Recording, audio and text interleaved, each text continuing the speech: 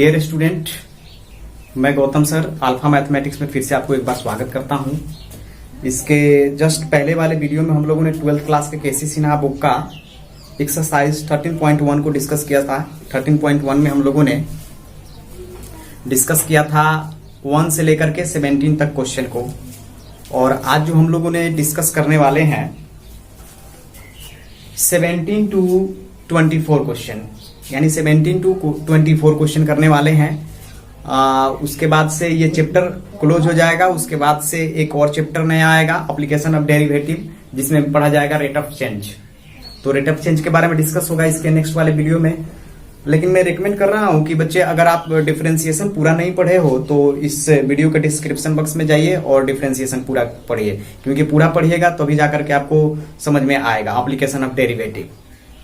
तो चलिए स्टार्ट करते हैं आज का सेशन। अगर आप मेरे चैनल पे नए हैं तो सबसे पहले मेरे चैनल को सब्सक्राइब कीजिए, बहुत ज्यादा शेयर कीजिए, क्योंकि शेयर के लिए कोई आपको कॉस्ट पे नहीं करना पड़ता है।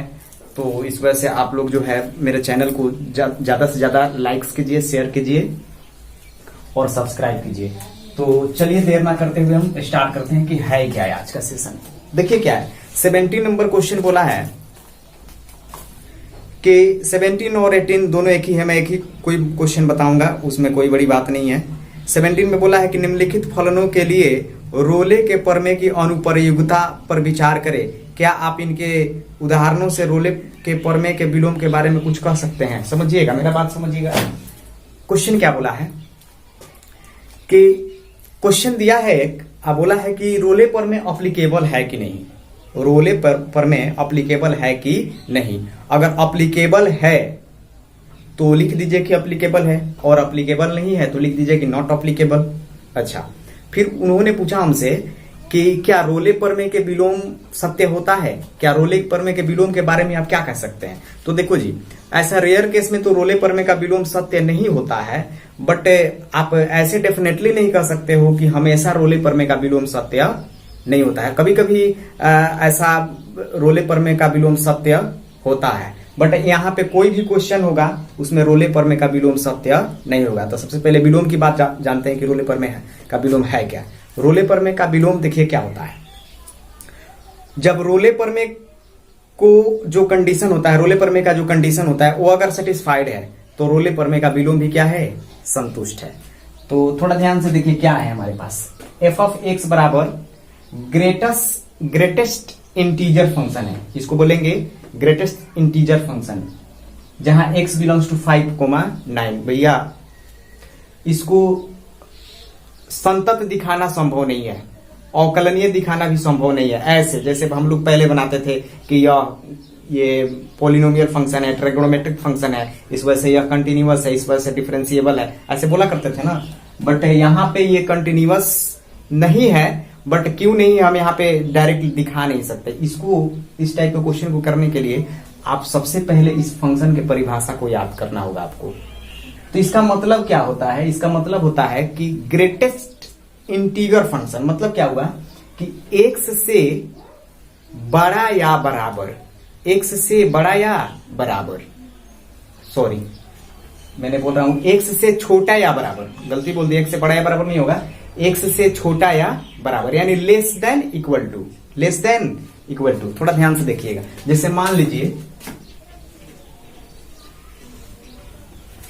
लीजिए आप पूर्णांक होना चाहिए, इंटीगर होना चाहिए, और कुछ नहीं होना चाहिए। जैसे मान लीजिए कि एफ ऑफ एक्स बराबर इतना है, तो मैं रखूं 4, तो यहां पे 4 आएगा, बॉक्स 4 आएगा।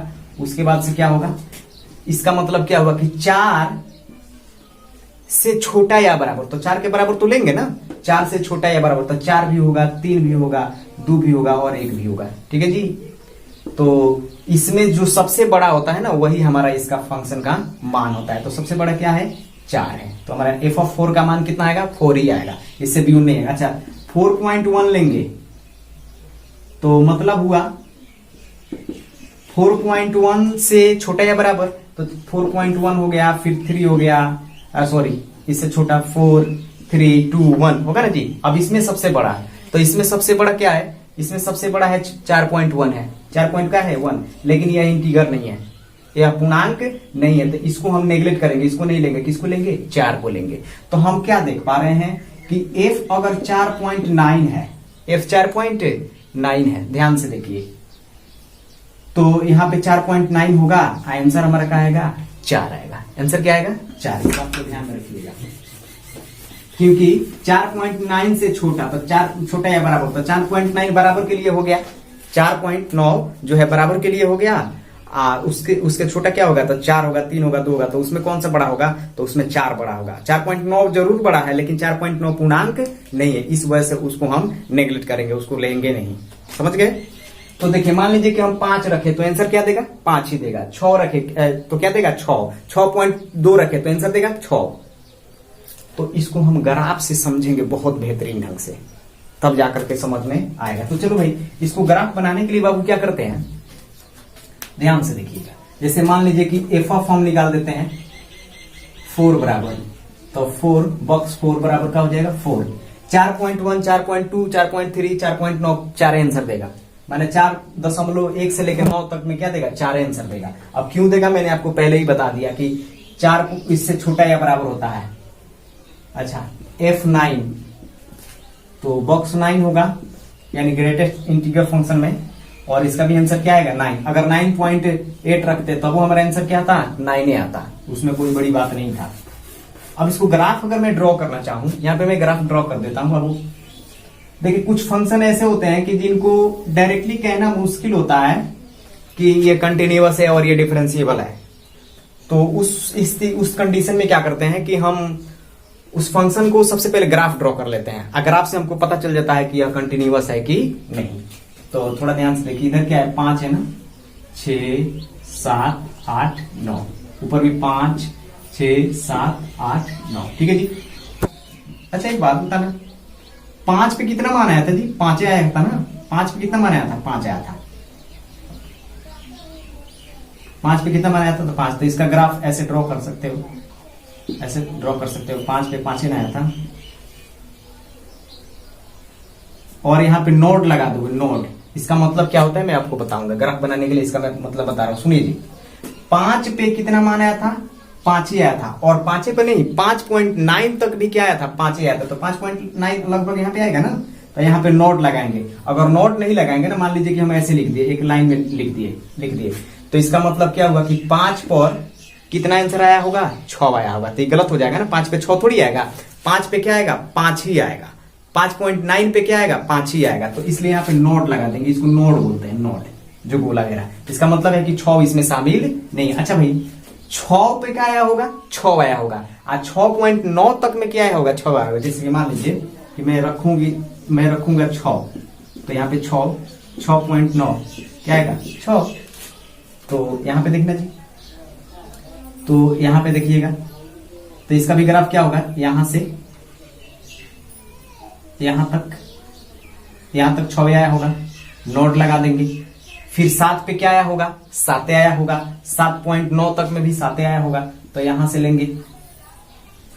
लेंगे, और फिर नोट लगा देंगे ना, थोड़ा सा 8 इधर कर लेंगे ताकि, और फिर 8 पे क्या आया होगा, 8 आया होगा, और फिर 9 पे क्या आया होगा, 9 आया होगा। तो 9 पे 9 आएगा, या फिर और आगे भी कर सकते हो, रहने तो इतना ही ग्राफ काफी है, इतना ग्राफ काफी है। अच्छा, एक बात बताना, क्या ये फंक्शन कंटिन्यूअस है? तो कंटिन्यूअस नहीं है। कंटिन्यूअस का परिभाषा क्या होता है कि किसी फंक्शन का ग्राफ यदि बिना पेन उठाए ड्रॉ किया जाए, किसी फंक्शन का ग्राफ बिना पेन उठाए ड्रॉ किया जाए, तो समझ लेना कि वह कंटिन्यूअस फंक्शन है। तो समझ लेना क्या है, वह कंटिन्यूअस फंक्शन है। जैसे कि मान लीजिए ये है, तो ये कंटिन्यूअस फंक्शन है, बट ये कंटिन्यूअस नहीं है। मेरे को ग्राफ बनाने के लिए, ये एक ही का ग्रेटेस्ट इंटीजर फंक्शन का ग्राफ बनाने के लिए, ग्राफ ड्रॉ करने के लिए हमको कितने जगह पेन उठाना पड़ा। यहां से मैंने यहां तक खींचा, फिर यहां पे उठाया, फिर यहां पे उठाया, फिर यहां पे उठाया, तो कंटिन्यूअस नहीं है, फंक्शन कंटिन्यूअस नहीं है। डिफरेंशिएबल की बात करते हैं, तो डिफरेंशिएबल कुछ केस में है, बट 5 से लेकर 9 तक के इंटरवल में नहीं है।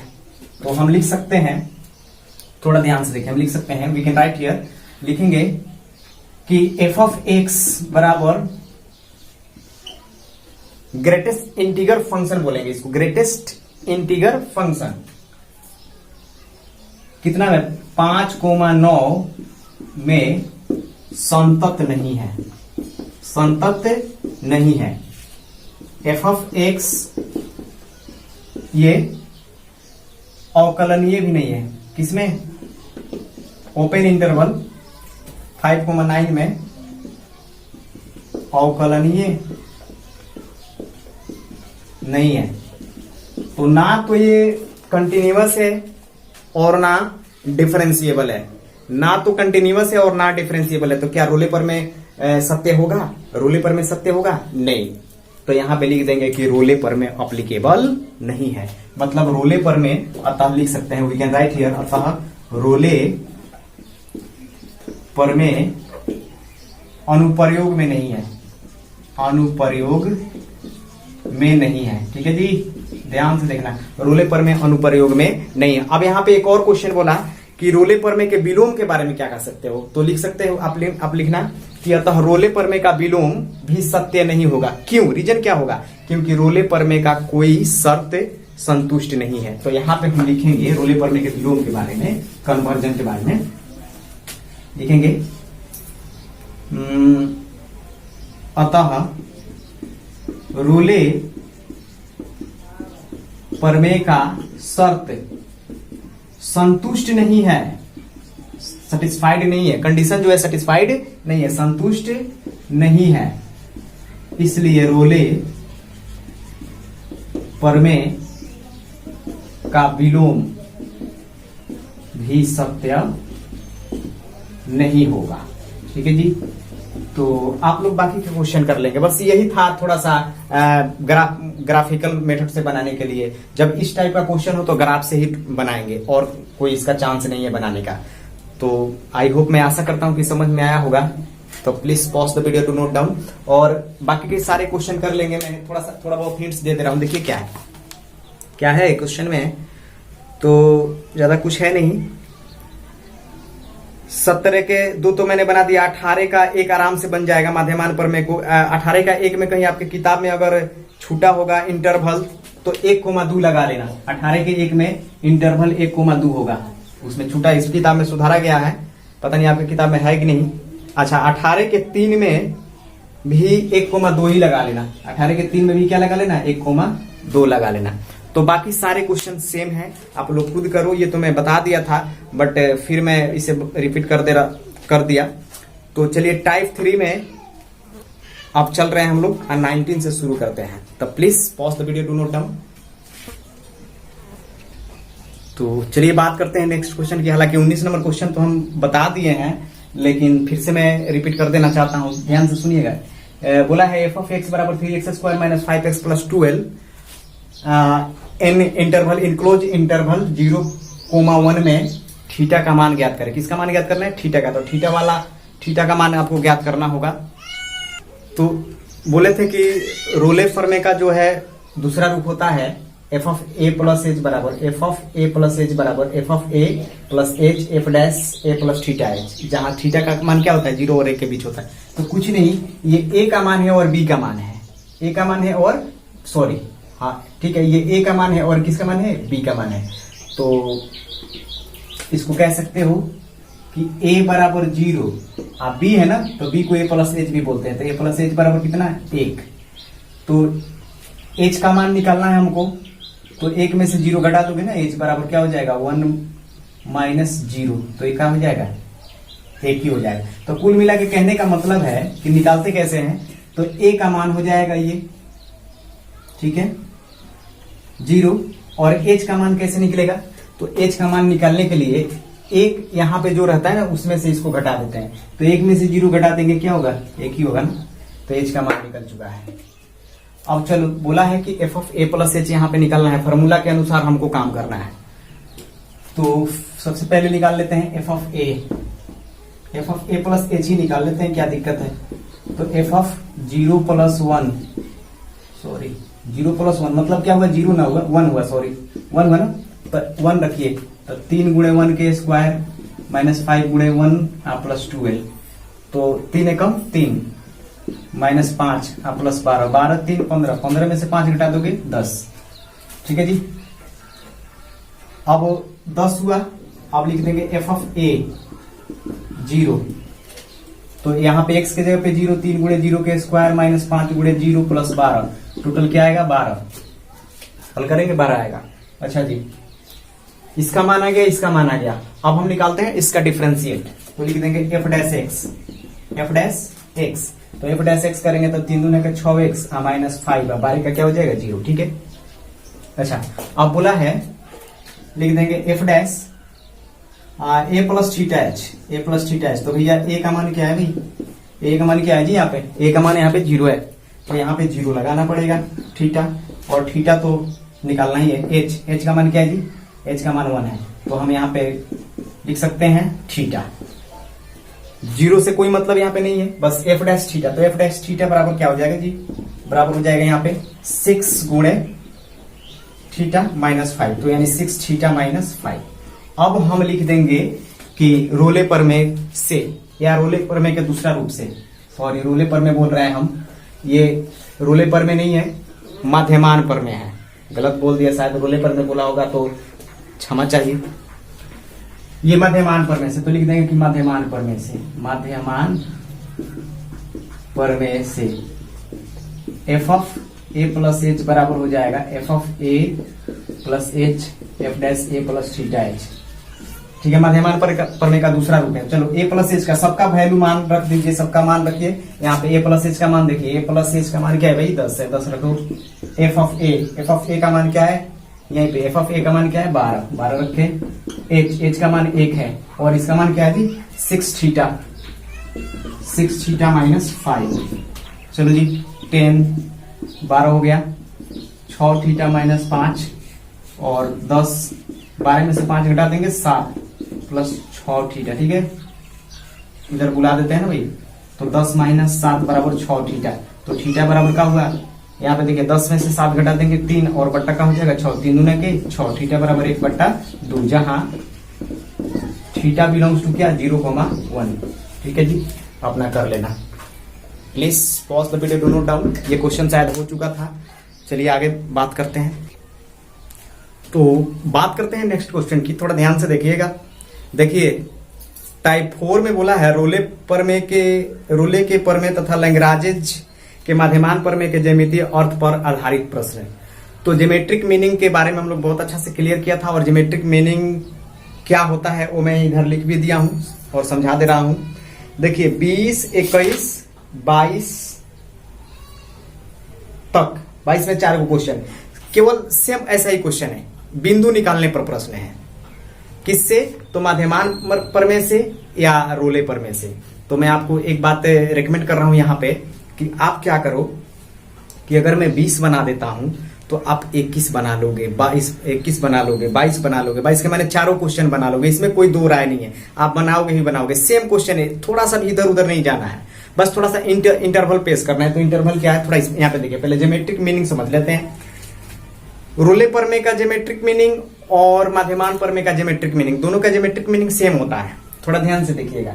रोले प्रमेय का ज्यामितीय अर्थ क्या है कि यदि y बराबर एफ ऑफ एक्स, y बराबर एफ ऑफ एक्स, वही कोई फंक्शन है और एक बिंदु है a और एक बिंदु है b, एक बिंदु है a और एक बिंदु है क्या है b। तो यहाँ पे देखिए a क्या माना जाएगा, यहाँ पे a है और यहाँ पे क्या है b, तो छोटे वाला a माना जाएगा और बड़ा वाला इसमें b। अब तो a और b के बीच एक बिंदु c होगा, तो उसका नियम क्या होगा c f, c। थोड़ा ध्यान से देखिएगा, जैसे मान लीजिए कि यहाँ पे हो गया 2,4 और 3,5, तो क्या है a का मान क्या है 2, ठीक है, और इसमें क्या हो जाएगा, चाहे 2,5 ही ले लेते हैं, क्या दिक्कत है। तो इसमें क्या हो जाएगा, a का मान 2 और b का मान क्या हो जाएगा 5, ठीक है, ये क्लोज इंटरवल हो जाएगा। तो थोड़ा समझ लीजिएगा, इसका मतलब हुआ कि a और b के बीच एक बिंदु होगा जिसका नियामक का होगा c f dash c comma f c। तो इस बात को ध्यान में रखिए, अगर मैं 20 बना दूं तो आपका रेस्पॉन्सिबिलिटी बनता है कि आप 21 बनाओ, 22 बनाओ, सारे क्वेश्चन एक जैसा है, इसमें कोई बियॉन्ड जाना ही नहीं है। तो चलिए बोलते हैं क्या है। देखिए 20 नंबर पढ़ते हैं क्वेश्चन। बोला है कि माध्यमान प्रमेय का प्रयोग कर साबित करे कि, देखिएगा, माध्यमान प्रमेय का प्रयोग कर साबित करे कि वक्र y बराबर 2x² माइनस 5x प्लस 3, मतलब बोला है 20 नंबर क्वेश्चन कि माध्यमान प्रमेय का प्रयोग कर वक्र y बराबर 2x² माइनस 5x प्लस 3, बिंदु दिया है 1,0 ए है ई, और उसके बाद एक बी दिया है 2,1 के बीच ऐसा बिंदु है जहां स्पर्श रेखा जीवा ए बी को समांतर है, उस बिंदु को भी निकाले। बस सेम कंडीशन यही है, सेम मतलब इसका यही है। देखिए क्वेश्चन क्या बोल रहा है कि इसमें माध्यमान प्रमेय का यूज करना है, तब इसमें तो बोल दिया। कभी कभी क्वेश्चन में कोई प्रमेय बोलता नहीं है, आपको खुद तय करना होता है कि कौन से प्रमेय से बनेगा, मीन वैल्यू थ्योरम से बनेगा या रोले प्रमेय से बनेगा। तो इसमें देखिए एक वक्र दिया और दो बिंदु दिया, और बिंदु का नाम पहला ए है और दूसरा क्या है, बी है। तो ए और बी के बीच कोई पॉइंट निकलेगा, ए और बी के बीच कोई पॉइंट निकलेगा, उसी पॉइंट को क्या करना है, आपको निकालना है। तो वो पॉइंट क्या है, यहाँ पे थोड़ा ध्यान से देखिएगा, निकालने के लिए बहुत आसान है, कोई भारी नहीं है जी। सबसे पहले क्या करेंगे, इंटरवल देखेंगे कि इंटरवल क्या है। तो इंटरवल क्या है, ए का मान 1 है और बी का मान क्या है, 2 है। यहाँ पे देखो 1, तो ए का मान 1, तो लिख देंगे कि अंतराल बराबर क्या हो जाएगा, 1,2। ठीक है जी, ठीक है। कुछ नहीं करना है, जैसे सी का मान निकालते थे ना जनरली, वैसे सी का मान निकालो। सी का मान इसमें रख देना, सी का मान इसमें रख देना, वो एक और इसका मान निकल जाएगा, एक बिंदु का मान निकल जाएगा, वही हमारा आंसर हो जाएगा। तो लिखेंगे, थोड़ा ध्यान से देखिएगा, लिखेंगे इसको। सबसे पहले एफ ऑफ ए निकाल लेते हैं ना, ये एफ वाई को क्या बोलते हैं, एफ एक्स भी बोलते हैं। इसको लिख देंगे कि एफ ऑफ एक्स बराबर 2x² माइनस 5x प्लस 3। ठीक है, तो लिख देंगे एफ ऑफ ए बराबर क्या हो जाएगा, 2 गुणे 1² माइनस 5 गुणे 1 प्लस 3। ठीक है जी, तो 2 एकम 2, 5 एकम 5 और प्लस 3, 3 2 5, 0 हो जाएगा जी। अच्छा, नेक्स्ट एफ ऑफ 2। इंटरवल कैसे पेश करते हैं पता है ना, ये इसमें का पहल का, इसमें का दूसरा का, ऐसे ही। और थोड़ा ध्यान से देखो, 2 लेंगे तो 2 गुणे 2 के स्क्वायर माइनस 5 गुणे 2 प्लस 3। ठीक है, 2 दूना के 4, 4 दूना के 8 और 5 दूना के 10, 8 माइनस 10 प्लस 3। ध्यान से देखना जी, 2 दूना 4, 4 दूना 8, 5 दूना 10, ये 8 हुआ और 3 11, यानी 1 हो जाएगा। ठीक है, अब हम लिखेंगे यहाँ पे मीन वैल्यू थ्योरम से, क्योंकि हमको पता भी था कि मीन वैल्यू थ्योरम लगाना है, और अभी भी पता भी हो गया, क्योंकि जब एफ ऑफ ए और एफ ऑफ बी बराबर नहीं है तो हम मीन वैल्यू थ्योरम ही लगाएंगे। तो लिख देंगे कि इसलिए एफ डैश एक्स, तो एफ डैश एक्स करोगे ना तो 2 दूना का। एक बात बताना छोटू, ये ज्योमेट्रिक मीनिंग पे जो क्वेश्चन है, क्या मैं इसके पहले जो क्वेश्चन बना रहा था उससे बियॉन्ड जा रहा हूं, उससे बियॉन्ड जा ही नहीं रहा।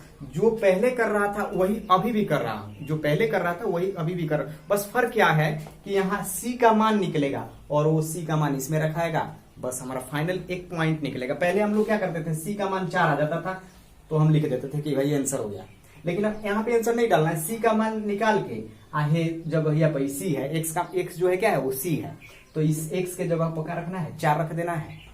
बस एक और बिंदु, एक और पॉइंट निकलेगा, उसका मान हो जाएगा। तो कोई बड़ी बात नहीं है, क्योंकि ये y है। तो लिख देंगे कि LMVT से, लैग्रांज मीन वैल्यू थ्योरम से क्या होते भाई, एफ डैश सी। तो एफ डैश सी बराबर F of B minus F of A upon B minus A. ठीक है जी, कोई दिक्कत नहीं होना चाहिए। अच्छा, एफ डैश सी यानी 4c माइनस 5, 4c माइनस 5। ठीक है जी।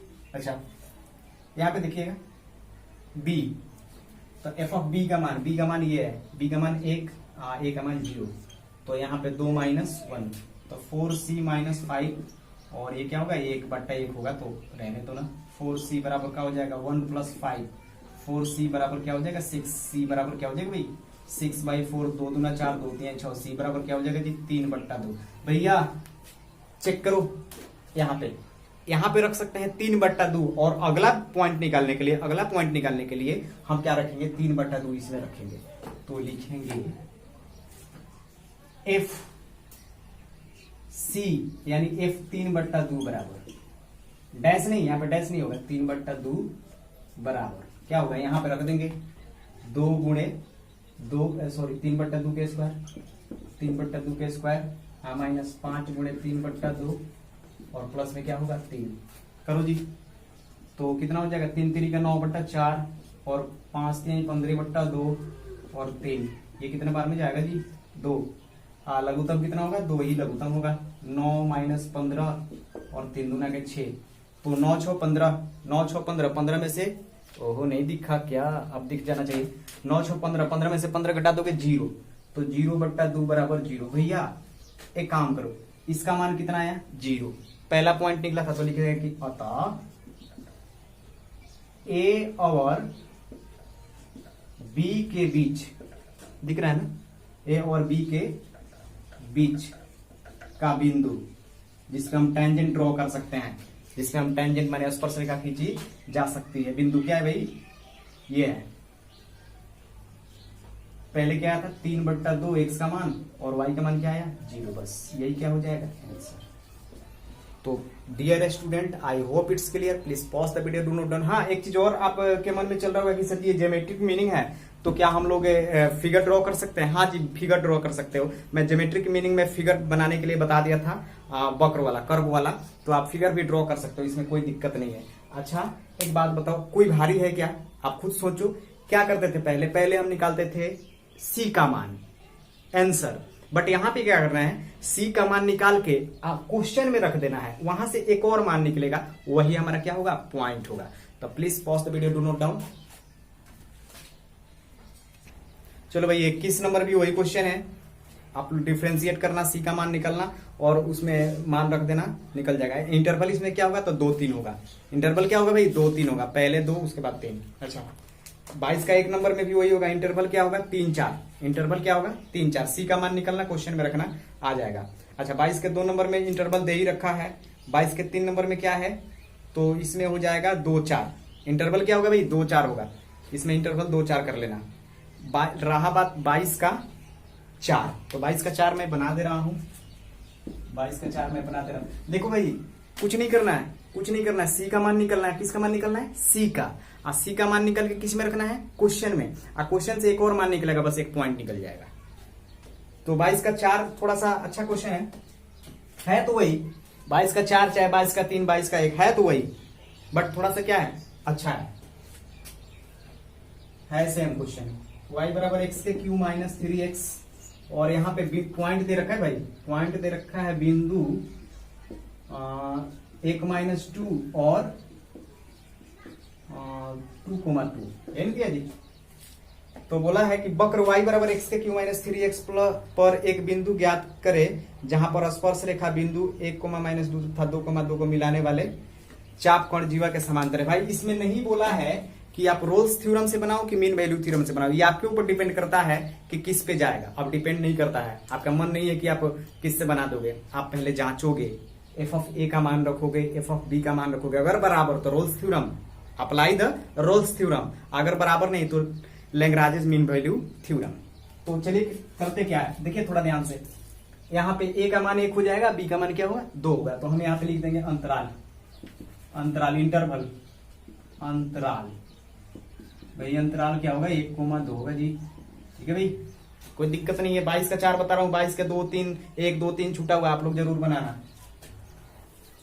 चलो एफ ऑफ एक्स बराबर क्या दिया भाई एक्स के cube minus 3x, differentiate with respect to x. अच्छा मान निकाल लो पहले, एफ ऑफ 1 तो 1 के क्यू माइनस 3 1 तो क्या हो जाए भाई -2 होगा, 1 को 3 बार गुना करोगे 3 एकम 3 तो 1 में से 3 घटा देंगे -2। अच्छा जी एफ ऑफ 2 तो 2 के क्यू माइनस 3 गुणे 2 8 -6, ठीक है, और ये कितना हो जाएगा 2, ठीक है जी अच्छा है। अच्छा एफ डैश एक्स तो एफ डैश एक्स बराबर क्या हुआ 3x² -3। तो भैया एक बात देख रहे हैं हम कि ये दोनों कहीं ना कहीं बराबर नहीं है, ये दोनों कहीं ना कहीं बराबर नहीं है, तो क्या apply the Lagrange's mean value theorem, LMVT। तो लिख देंगे कि इसलिए LMVT से, अच्छा एक बात बताना, जब ये दोनों बराबर होता ना, ये भी -2 ये भी -2 आ जाता, तो जब बराबर होता ना तो हम लिख देते रोले थ्योरम से। तो रोले थ्योरम में लास्ट कंडीशन क्या होता है, f' बराबर क्या होता है, 0 होता है। तो यहाँ से इसको 0 के बराबर करते तो x का मान निकल देता, x का मान इसमें रख देते दूसरा मान निकल जाता, बट ऐसा कुछ नहीं है। तो यहाँ पे देखो जी, f' होता है ना, f of b minus f of a upon b minus a। बहुत आसान क्वेश्चन है, c। तो 3c² माइनस 3b, b का मान क्या है भाई, b का मान ये 2 और a का मान क्या है ये, ठीक है। और b माइनस a, तो 2 में से 1 घटा देंगे। अच्छा एक बात बता रहे हैं कि एनसीईआरटी में दे नहीं रखा है, तो आपके लगता है कि ये आउट ऑफ सिलेबस ही है, ये तो पूछेगा नहीं। माइनस माइनस कितना होगा, प्लस, तो 2 दूनी 4 हो जाएगा जी, 4/1, ठीक है। एक काम करते हैं, माइनस को उधर भेज देते हैं, प्लस में चला जाएगा। 3c² 4 + 3 3c² भाई 4 3 7 और c² बराबर क्या हो जाएगा 7/3। c बराबर क्या हो जाएगा प्लस माइनस √7/3। देखो भाई c का मान यहाँ पे 2 आया। अब ये जरूरी नहीं है कि a और b है, a और b लाइन है, मैं ग्राफ ड्रॉ नहीं किया हूं, a और b एक लाइन है, तो इसमें एक ही पॉइंट आएगा। कम से कम 2 भी हो सकता है, कम से कम 3 भी हो सकता है, मतलब जितना हो सकता है, लेकिन हाँ सेटिस्फाइड होना चाहिए। तो इसमें 2 आया, तो इसका मतलब है कि इसका पॉइंट कितना निकलेगा, 2 निकलेगा। तो c का मान एक बार हम क्या रखेंगे, c का मान एक बार हम रखेंगे प्लस में और c का मान एक बार रखेंगे माइनस में। तो थोड़ा ध्यान से देख लो, लिख देंगे कि चूंकि f c बराबर f ऑफ √7/3, थोड़ा ध्यान से देखो जी, √7/3, पहले मैंने प्लस रखा, प्लस रखेंगे तो माइनस में शायद आएगा, माइनस रखेंगे तो प्लस में आएगा, तो प्लस रख रहा हूं, तो रूट अंदर हो जाएगा यहाँ पे 7/3 के होल क्यूब, यहाँ पे रखा है -3 गुणे √7/3। अच्छा भाई ये काम करो, ये टोटल रूट है, इस बात को ध्यान में रखना। अच्छा एक काम करते हैं, पहले प्लस में रखें, तो इसका मतलब क्या है कि जैसे कि मान लो कि √2 है, तो √2 के क्यूब का मतलब क्या हुआ कि 1 2 निकल जाएगा, 1 2 रूट में रहेगा। तो इसको हम लिख सकते हैं, इसको लिख सकते हैं कि 7/3 i इंटू √7/3, क्योंकि एक तो रहेगा, दिख रहा है वो। अच्छा -3/√7/3। भाई ये काम करते हैं, इसका लघुत्तम ले लेते हैं, थोड़ा ध्यान से देखो। अच्छा इसमें इसके नीचे कुछ नहीं तो क्या है, अच्छा इसे हटाओ, कॉमन क्या हो रहा है भाई, कॉमन क्या हो रहा है देखो, तो कॉमन इसमें से √7, कुल मिला के कहने का मतलब क्या है कि √7/3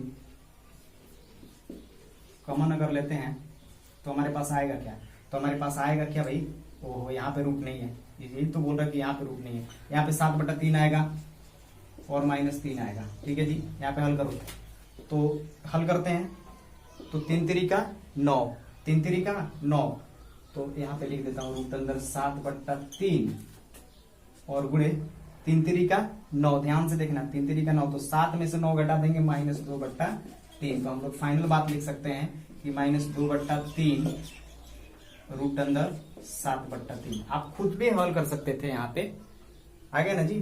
तो एक चीज देखिए, एक चीज तो तय है कि अगर मैं यहाँ पे प्लस रखा तो आया किसमें, माइनस में। अगर मैं यहाँ पे माइनस रखूं, अगर मैं लिखूं कि यहाँ पे f माइनस √7/3, तो क्या आएगा, ये माइनस किस में बदल जाएगा, प्लस में, 2 दिख रहा है ना 3 √7/3, ठीक है। तो लिख देंगे कि अतः बिंदु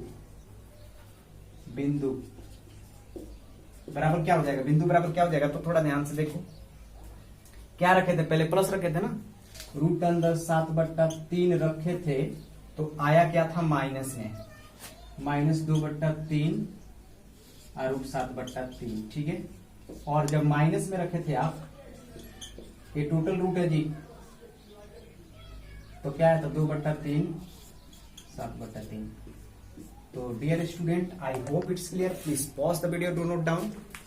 बात करते हैं इसके, अच्छा इसमें मैं इंटरवल बता दे रहा हूं, इंटरवल तो हो ही गया।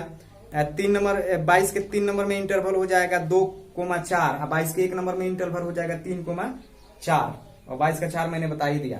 और रहा बात 23 नंबर, तो 23 नंबर में बनाऊंगा नहीं, हूबहू question, same to same question इसके एग्जाम्पल में दिया है, आपका रेस्पॉन्सिबिलिटी बनता है कि आप बनाएं। एग्जाम्पल नंबर 24, एग्जाम्पल नंबर 24 नहीं बनता है तो कमेंट सेक्शन में बताएं कि बन रहा है कि नहीं बन रहा है। एग्जाम्पल नंबर 24, एग्जाम्पल नंबर 24 इसमें का क्वेश्चन नंबर 23, दोनों एक ही जैसा क्वेश्चन है, बन जाएगा। अब बात करते हैं लास्ट क्वेश्चन की, तो please pause the video to note down. चलिए क्वेश्चन बोला है, लास्ट क्वेश्चन है आज का, और ये चैप्टर समाप्त भी हो गया लगभग में, लगभग क्या सब समाप्त हो गया। माध्यमान प्रमेय का प्रयोग कर दिखाए कि, माध्यमान प्रमेय का प्रयोग कर दिखाए कि using mean value theorem so that, using mean value theorem so that modulus sine alpha minus sine beta less than equal to, ये this portion is less than equal to modulus alpha minus beta. तो देखिए question भारी नहीं है, बहुत आसान question है, बहुत इजी क्वेश्चन है। अच्छा, इस क्वेश्चन को ऐसे भी पूछा जा सकता है, ये साइन में पूछा है तो किसमें पूछा जा सकता है, कॉस में, कि सिद्ध करे कि इतना बराबर इतना। तो दोनों क्वेश्चन सेम है, हालांकि इसका एग्जाम्पल दे भी रखा है, 25 शायद एग्जाम्पल होगा, आप बना भी सकते हो, बट देखिए थोड़ा ध्यान से क्या करते हैं, सुनिए। इस टाइप के क्वेश्चन को बनाने के लिए हम क्या करते हैं कि सबसे पहले यहाँ पे इंटरवल यूज करते हैं। इंटरवल क्या यूज करेंगे, तो अल्फा बीटा, अल्फा बीटा, यानी ए का मान अल्फा होगा और बी का मान क्या होगा, बीटा। इसमें क्या होगा, ए का मान ए, बी का मान बी होगा। और इसमें एक फंक्शन एज्यूम कर लेते हैं, एक फंक्शन एज्यूम कर लेते हैं, जैसे कि अगर साइन में दिया है तो साइन यूज एज्यूम कर लेंगे, मान लेंगे, जैसे कि लिखेंगे लेट एफ ऑफ एक्स बराबर साइन एक्स इन अंतराल, किसमें, अंतराल, अंतराल अल्फा कोमा बीटा में है। ठीक है, एक फंक्शन एज्यूम करेंगे कि लेट एफ ऑफ एक्स बराबर साइन एक्स अंतराल किसमें, अल्फा कोमा बीटा में है। तो अल्फा कोमा बीटा में ये क्या है, एक फंक्शन है। हमको क्या करना है, हमको मीन वैल्यू थ्योरम का अप्लाई करना है। तो सबसे पहले हम क्या करते हैं, इसका एफ ऑफ ए निकालते हैं, तो एफ ऑफ अल्फा बराबर क्या हो जाएगा, यही सिद्ध करना है, इतना बराबर इतना सिद्ध करना है। तो एफ ऑफ अल्फा बराबर क्या हो जाएगा, sine alpha, F of beta बराबर क्या हो जाएगा, साइन बीटा, होगा ना जी। अच्छा, इतना ना करके यहाँ पे लिखो एफ डैश एक्स, बाद में निकालते रहना, एफ डैश एक्स, ठीक है जी, एफ डैश एक्स। तो एफ डैश एक्स बराबर क्या हो जाएगा, साइन का कॉस एक्स, तो लिख देंगे, इसलिए LMVT से, लैग्रांज मीन वैल्यू थ्योरम से क्या होगा, एफ डैश सी बराबर होता है F of B minus F of A upon B minus a. A is alpha और बी इज बीटा। तो यहां पे देखिए कॉस सी, ठीक है, आएगा। अच्छा देखना भाई, एफ ऑफ बी, तो एफ ऑफ बी का मान क्या हो जाएगा, बी का मान क्या हो जाएगा जी, बी का मान क्या होगा, तो बीटा, तो साइन बीटा और साइन अल्फा, और बी का मान बीटा माइनस अल्फा। ठीक है, कोई दिक्कत नहीं है। अच्छा एक बात बताते हैं, एक काम करते हैं, एक काम करते हैं, हम जानते हैं कि cos c या cos थीटा जो है, हम लोग जानते हैं कि cos थीटा जो है कितना के बराबर होता है, cos थीटा का वैल्यू जो है कितना के बराबर होता है। तो cos थीटा का वैल्यू 0 से लेकर के 0 से बड़ा या बराबर, 0 से बड़ा या बराबर, यहाँ पे cos थीटा रख सकते हैं, 0 से बड़ा या बराबर 1 से छोटा या बराबर होता है। मतलब क्या कि 0 से लेकर 1 तक होता है, 0 से लेकर के 1 तक होता है, लगभग क्या है 1 के बराबर होता है। किसका मान, cos थीटा का मान। वही हालत है साइन थीटा का भी, 1 के बराबर होता है अधिकतम। cos थीटा का अधिकतम माने ज्यादा से ज्यादा मान कितना हो सकता है, 1 हो सकता है। साइन थीटा का ज्यादा से ज्यादा मान कितना हो सकता है, 1 हो सकता है। तो वही फंडा यहाँ पे हम अपनाने वाले हैं। तो क्या मैं इसके बदले लिख सकता हूं छोटा या बराबर 1, छोटा या बराबर 1, यहाँ पे मैं लिख सकता हूं छोटा या बराबर 1। तो यहाँ पे मैं लिखूं, यहाँ पे मैं लिखूं 1 cos थीटा के बदले इसके बराबर छोटा या बराबर, और यहाँ पे हो जाएगा sign beta minus sine alpha upon beta minus का हो जाएगा अल्फा। समझ आया कि नहीं आया, समझ आया कि नहीं आया? ध्यान से सुनो। जैसे मान लीजिए कि साइन थीटा है, ठीक है, साइन थीटा है ना, तो इसको मैं क्या लिख सकता हूं? इसको लिख सकता हूं 1 छोटा या बराबर, छोटा या बराबर 1, छोटा या बराबर 1, या छोटा या बराबर 1। साइन थीटा के बदले क्या लिख सकते हैं? छोटा या बराबर 1। तो cos थीटा, cos सी जो है किसके बराबर होगा? तो लिख देंगे यहां पे, चूंकि cos सी किसके बराबर होगा? 1 के cos सी किसके बराबर होगा? तो 1 से छोटा या बराबर होता है। cos सी जो है किसके बराबर होता है? cos 1 से छोटा या बराबर होता है। तो लिख भी सकते हो या समझ भी सकते हो कि ये किसका मान होता है? 1 से छोटा या बराबर होता है। तिरछा गुना करो, तो गुना करेंगे तो क्या होगा? बीटा माइनस अल्फा और साइन बीटा, सॉरी छोटा या बराबर है, साइन बीटा और साइन अल्फा, ठीक है। अच्छा मॉडुलस ले लेते हैं, कोई दिक्कत नहीं है, ये काम पता नहीं इसका। मॉडुलस ले लेते हैं, बोथ साइड मॉडुलस लेते हैं, तो इधर भी मॉडुलस लेंगे, इधर भी मॉडुलस लेंगे। तो ये इधर पहले यही लिख देते हैं, sign beta minus sine alpha modulus, ये क्या होगा भाई? ये आपका हो जाएगा ऐसे, ये बड़ा है, बीटा माइनस अल्फा मॉडुलस। तो भाई ये काम करते हैं, मॉडुलस में माइनस का कोई मतलब नहीं रहता है, मॉडुलस में माइनस का कोई मतलब नहीं रहता। अगर यहां से माइनस कॉमन लेंगे तो जैसे ए माइनस बी है, तो हम इसको बी माइनस ए भी लिख सकते हैं, तो कोई दिक्कत नहीं। इसको हम साइक्लिक रूल लगा सकते हैं, तो ये क्या लिख सकते हैं? Sign alpha minus sine beta. Minus common लेंगे तो प्लस ए होगा, लो माइनस कॉमन ले लिया, नहीं तो कहोगे कि सर जी आप क्या कर दे रहे हो। अच्छा इसमें भी कॉमन ले लेते हैं, माइनस छोटे या बराबर होगा बीटा माइनस अल्फा, तो ये क्या होगा? Sign alpha minus sine beta modulus छोटा या बराबर क्या हो जाएगा? बीटा माइनस, सॉरी यहाँ पे अल्फा माइनस बीटा होगा, कोई अंतर नहीं है, अल्फा माइनस बीटा।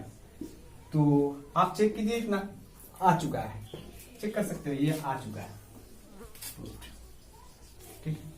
तो कोई भारी नहीं है, बस आप समझोगे, भारी नहीं है। तो स्टूडेंट, मैं आपका Rolle's theorem, linear Lagrange mean value theorem को एंड कर दिया। मतलब क्या कि हम लोगों ने डिफरेंशिएशन पढ़ लिया, 13 तक पढ़ लिया। अब कल से जो है स्टार्ट होने वाला है 14, मतलब एप्लीकेशन ऑफ डेरिवेटिव। बहुत सारे स्टूडेंट का कमेंट में कहना था कि sir ji application of derivative कैसे, कब स्टार्ट होगा? तो ये एप्लीकेशन ही है, उसका यूज ही है। और इससे एक और आ रहा है रेट ऑफ चेंज, परिवर्तन की दर। तो कल वाले वीडियो में हम लोग मिलते हैं। बट मैं आपसे यही रिकमेंड करता हूं कि जितना मेहनत से मैं पढ़ा रहा हूं, जितना मेहनत से मैं वीडियो दे रहा हूं, जितना मेहनत से मैं कंटेंट आपको दे रहा हूं, उतना ही मेहनत से अगर आप बनाए, उतना ही मेहनत से आप इसका शेयर करें, आप इसको अच्छा से पढ़े, व्हाट्सएप और फेसबुक को थोड़ा सा इग्नोर करें, तो आप महान हो सकते हैं, आप आगे चल के अच्छा कर सकते हैं। नहीं तो व्हाट्सएप और फेसबुक चलाने वाले हमेशा व्हाट्सएप और फेसबुक ही चलाएंगे, महान तो कभी होंगे नहीं, कभी आगे बढ़ेंगे ही नहीं। मैं देखता हूं कि बहुत सारे बच्चे बहुत कम वीडियो देखते हैं, बहुत थोड़ा सा वीडियो देखते हैं, पता नहीं क्यों देखते क्यों है। आप देखो नहीं, मेरा वीडियो देखो ही नहीं, आप जो कम देख रहे हैं वो मेरा वीडियो ना देखें तो ही सही है, हमको देखने से मतलब नहीं है। आप आते हो, आप 2 मिनट देखोगे, फेसबुक पे चले गए, व्हाट्सएप पे चले गए, कौन सा मतलब है भाई? पढ़ने का मतलब ये थोड़ी होता है। आपको पढ़ना है तो इत्मीनान से पढ़िए, शुरू से पढ़िए। क्यों अपने आप को और मेरे को बदनाम करने पे लगे हो आप? आप कहोगे कि नहीं वो तो वीडियो डालते हैं, समझ में आता ही नहीं है। कहां से समझ में आएगा, कहां से समझ में आएगा? कुछ नहीं समझ में आएगा जब तक आप शुरू से वीडियो नहीं देखो। हाँ, शुरू से वीडियो देख करके देखो। अगर नहीं समझ में आया तो मैं अपना जिम्मेदारी लेता हूं कि मैं गलत हूं, मुझे पढ़ाने नहीं आता है। अगर समझ में आ गया तो समझ लेना, तो पढ़ो, आप पढ़ो, थोड़ा सा वीडियो ना देखे, बस रेस्पॉन्सिबिलिटी इसको ना रखे कि इसको पूरा एकदम जिम्मेदारी के साथ काम करें। अब थोड़ा सा रेस्पॉन्सिबिलिटी ना ले कि चलो भाई जिम्मेदारी है कि सर जी वीडियो डाले हैं, थोड़ा सा देख लिए, लाइक कर दिए, कमेंट्स कर दिए, हो गया। ऐसे थोड़ी होता है, ऐसे नहीं होता, ऐसे पढ़ाई नहीं होता बच्चे। तो आप लोग अपना ख्याल रखें और आप लोग शेयर करके एक पिक्चर भेज सकते हैं, एक ही पिक्चर भेजिएगा, ज्यादा नहीं। मेरे व्हाट्सएप नंबर पे 7277887900, इस पे आप लोग अपना फेयर का पिक्चर भेज सकते हैं। कैसा लगा वीडियो ये बताइएगा, और आप लोग पढ़ना ना भूले, आप ही लोग के लिए तो बोलते हैं ना, मेहनत जब करते हैं तो आप ही लोग के लिए कर रहे हैं ना। तो चलिए अपना ख्याल रखिए, तब तक के लिए जय हिंद, और मेरे चैनल को शेयर बहुत ज्यादा कीजिएगा। जय हिंद।